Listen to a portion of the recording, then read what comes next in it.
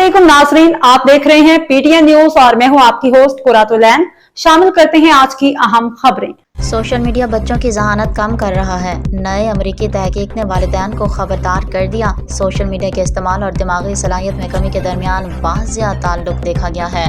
आपके बच्चे रोजाना घंटों सोशल मीडिया पर वक्त गुजारते हैं तो ये आदत उनकी तालीमी कारकर्दगी और जहानत के लिए खतरा बन सकती है। ये इंतबाह अमरीका में की जाने वाली कैलिफोर्निया यूनिवर्सिटी की ताज़ा तरीन तिब्बी तहकीक में सामने आया है।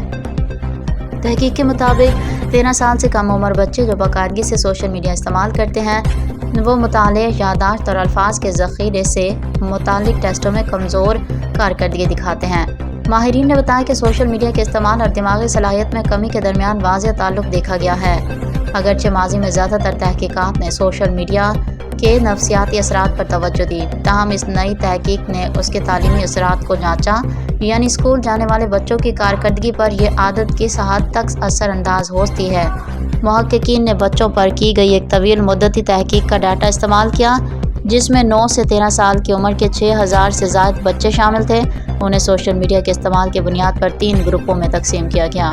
न्यूज स्टूडियो से फिलवक्त के लिए इतना ही। मज़ीद खबरों और अपडेट से बाखबर रहने के लिए देखते रहें पीटीएन न्यूज।